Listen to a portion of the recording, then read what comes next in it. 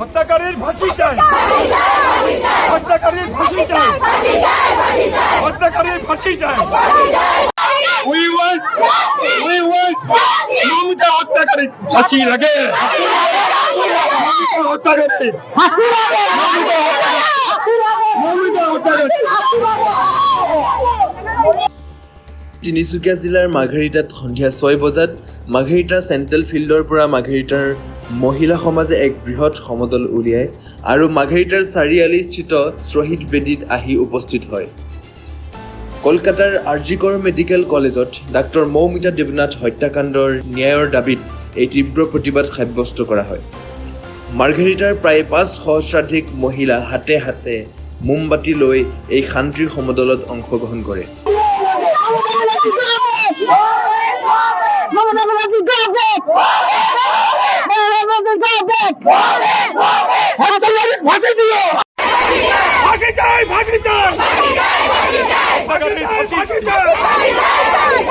হত্যাকাৰীৰ ফাঁসি চাই, হত্যাকাৰীৰ ফাঁসি চাই, হত্যাকাৰীৰ ফাঁসি চাই।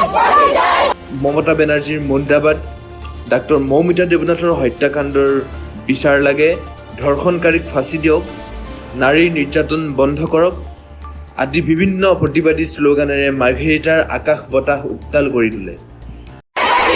হত্যাকাৰীৰ ফাঁসি চাই,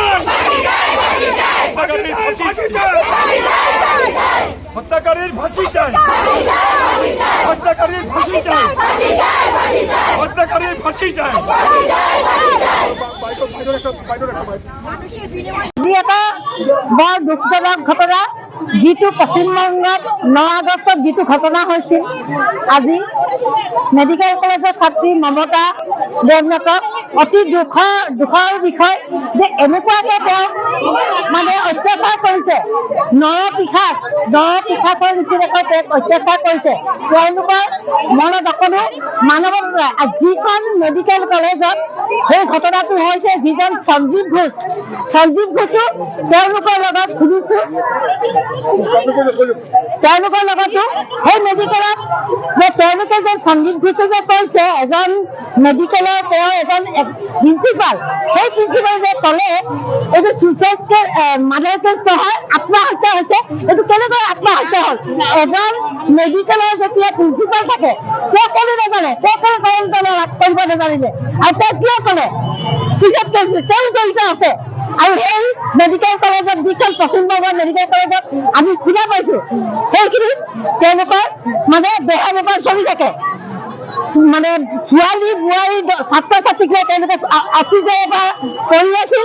আজি মানে আমাৰ দুৰ্ভাগ্যজনক আমি এই মমতা দেৱনাথক আমি ধৰা পৰিলে, গতিকে আগৰ পৰাই চলি আছে। মই এইটোৱে ক'ম যে আজি আমাক মমতা দেৱনাথৰ কাৰণে ন্যায় লাগে, আৰু তেনেকুৱা মমতা দেৱনাথ হাজাৰ মমতা দেৱনাথৰ তেনেকুৱা ঘটনা হ'ব। গতিকে আমি এইটো প্ৰতিক্ৰিয়া তদন্ত চলাম যে আমাক মমতা দেৱনাথৰ কাৰণে আমাক ন্যায় লাগে। যিটো অৱস্থাত তেওঁ কৰিছিলে, মোৰ অন্ত এইটো মানে ক'বলৈ আৰু ভাষা নাই, এনেকুৱা নৰপিশাচ এনেকুৱা অধম নালাগে। গতিকে আমি মানে এটাই অনুৰোধ জনাম চৰকাৰক, আমাক তেনেকুৱা ফাঁচি লাগে, হত্যাকাৰীক ফাঁচি লাগে।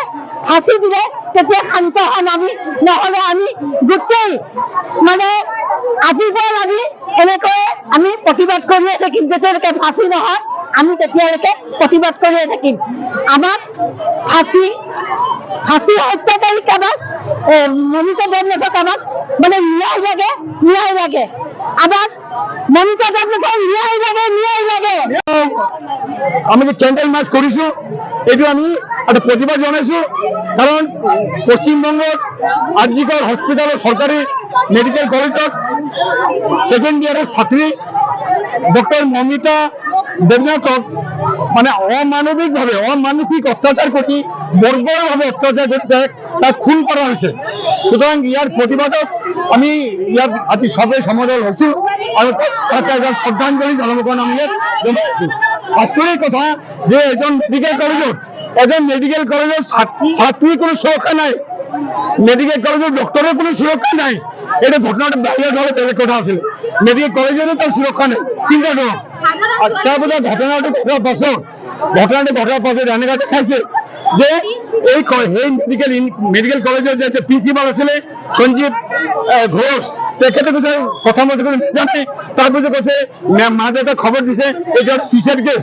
তার বিষয়ে যেটা আপনারা চিন্তা করেন, এটা সুইসাইড কেস হতে পারে, একজন ডক্টর ওই পেশেন্ট সাই খবর মারে এটা মার্ডার কেস হয় না, সুইসাইড কেস। সেখানে মাঠে একটা খবর দিয়েছে এটা সুইসাইড কেস। মাঝে এটা হওয়ার পথে কি হল, আমাদের police commissioner mister Goel, police commissioner তাকে তো ঘুমাবো দিয়ে না, 3 ঘন্টা এত রুমে তার মাঝে রক্ষা করেছিলেন। এই এনে যখন অত্যাচার হয়েছে, পশ্চিমবঙ্গ সরকার ধিক্কার দিয়েছে, মমতা ব্যানার্জি ধিক্কার দিয়েছে। মমতা ব্যানার্জি যদি একজন মহিলা মুখ্যমন্ত্রী হই, পুলিশ মুখ্যমন্ত্রী হই, একজন স্বাস্থ্য বিভাগের মন্ত্রী হই, এই ধরনের আচরণ করে যে একজন হত্যা করলে তার বিনিময়ে 10 লাখ টাকা দিয়ে পারেন। এই কথা নিজে মমিতা মায়ের ব্যবসা করছে, কি করে যাবো এটা মই বিশেষ দেখি বেশি মই 10 লাখ টাকা দিব পারু, এটা কথা নিবি।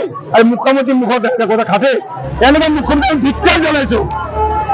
মাৰ্ঘেৰিটাৰ পৰা হেমন্ত কোচৰ প্ৰতিবেদন E24 লাইভ ব্ৰেকিং।